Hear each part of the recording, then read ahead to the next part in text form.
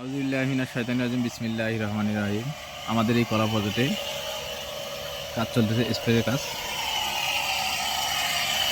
আমাদের ফিজিক ভাই স্প্রে করতেছে।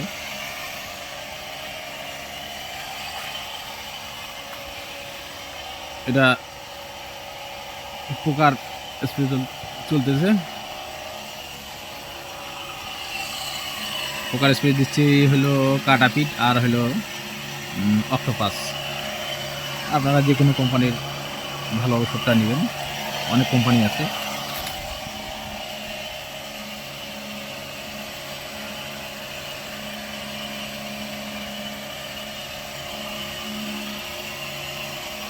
আমাদের ইনশাল্লাহ প্রতিদিন কোনো না কোনো প্রজেক্টে স্প্রে চলেই। এই জমিনটা আছে আমাদের 1000 প্লাস গাছ।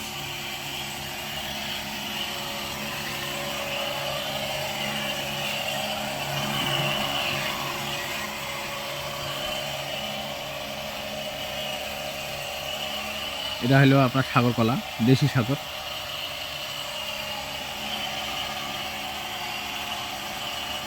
ইনশাল্লাহ গাছের গ্রোথ অনেক ভালো।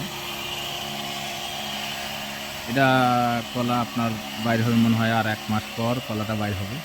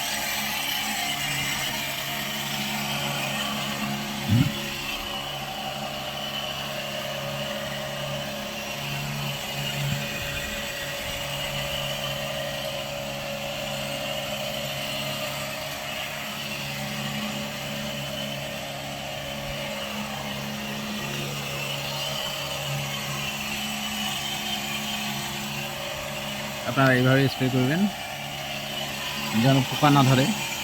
আর আপনার হলো এই রোগটার জন্য আপনারা ব্যবহার করবেন যে কোনো কোম্পানির আছে, নাভরা বা এমসেটপ বা জিটাবো, এগুলো দিবেন। আর নইল আমরা দিয়েছি কয়েকদিন আগে। এখন আল্লাহর রহমতে আর রোগ আগায় নেই। আপনার হলো রোগটা পিছিয়ে গেছে, এই পাতগুলো শুকিয়ে গেছে।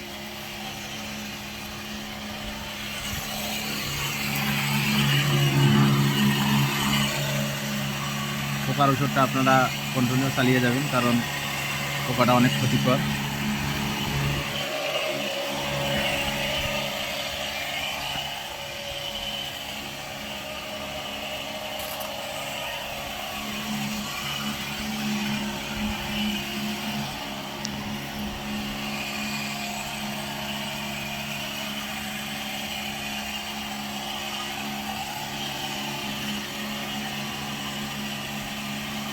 ইনশাল্লাহ আপনারা এইভাবে স্প্রে করবেন,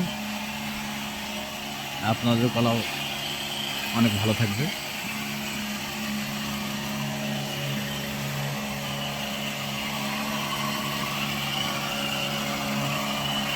কয়টা দিন স্প্রে হইল?